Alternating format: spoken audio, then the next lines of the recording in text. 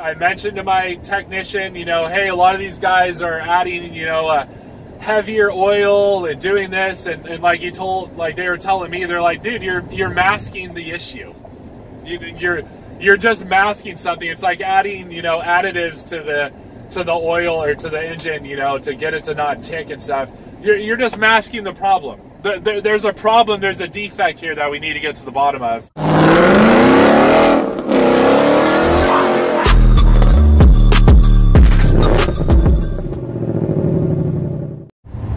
What's happening, everybody? Street here. Welcome back to the channel. Welcome back to the Stang stories. It's been about a week since last update video, update 6, and I'm getting a lot of you guys posting in multiple videos, you know, hey, what's the updates? You know, do you have updates? What's going on with the car? So I figured it was probably time to fill you guys in. I did actually get an update on the car today, but it's probably not what you're expecting. The last update, update 6, was talking about that Ford hotline authorized new heads for the car. And about 2 days after that, they backed out on that and gave my dealership the ring around, basically, of, hey, you know, I don't think we're going to do heads. You know, we'll get back to you in a couple of days with some further instructions and some further details of what we're going to do. And so we waited for like a week. And today, or actually yesterday, I should say, I may or may have not sent my service advisor kind of a nasty email. It wasn't nasty, but it was kind of like, dude, you know, I've owned the car for 127 days today. Today's the 127th day I've owned the car.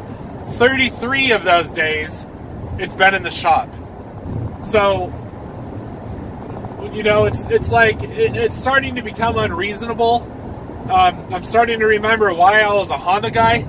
You know, it's like the cars never broke down, and when something actually did happen, it was fixed immediately, you know. So I kind of explained that to him. I mentioned some concerns that I have, including, you know, the summer-only tires that's starting to drop into the 30s around here. The fact that I'm paying sports car premiums on my insurance and a hefty car payment to be driving this 2016 Ford Taurus SEL, which I'm in right now. I've had this car for 33 days now.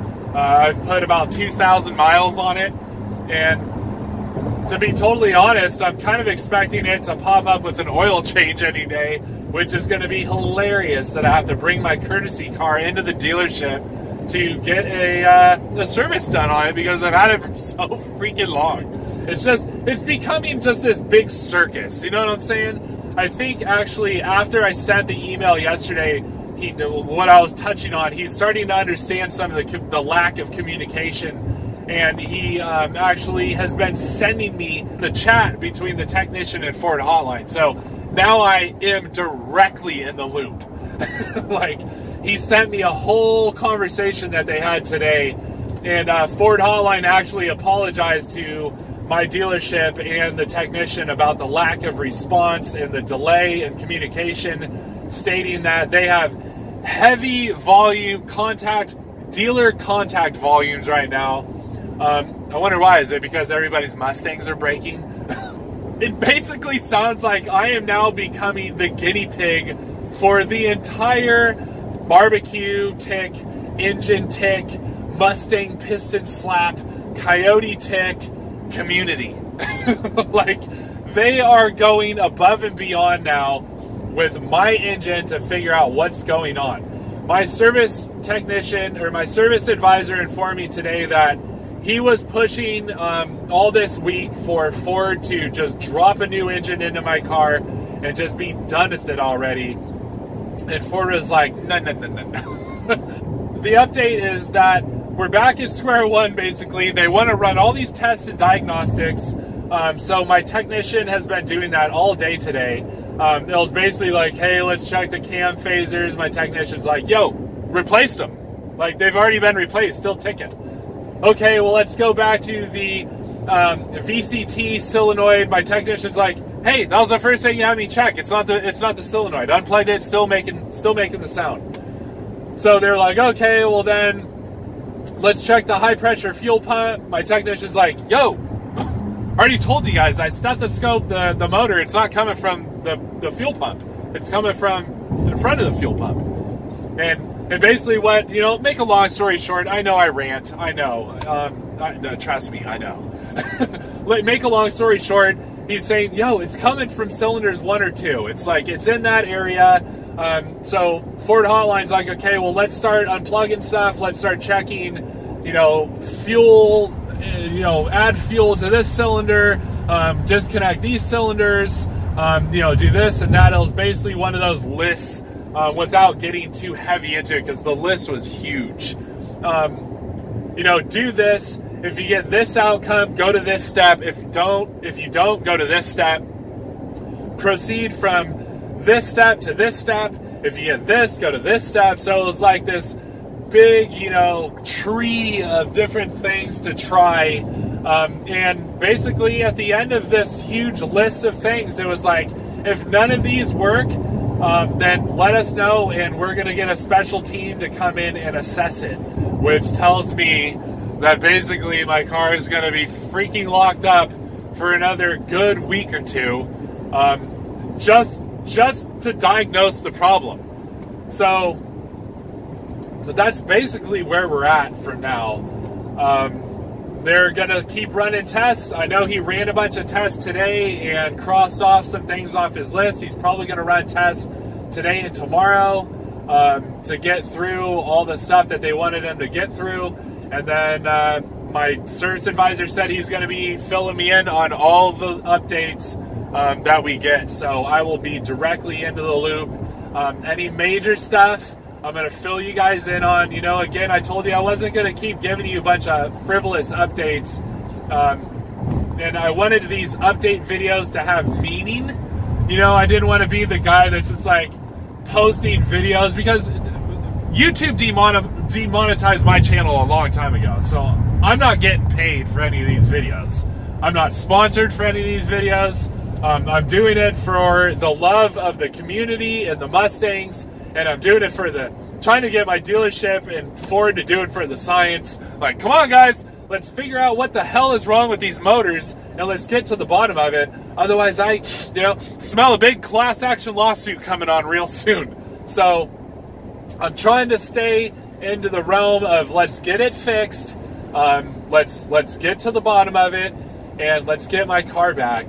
And, you know, we got to go through the motions of Ford warranty. And I'm hoping that they get to the bottom of it so we can figure out the issue.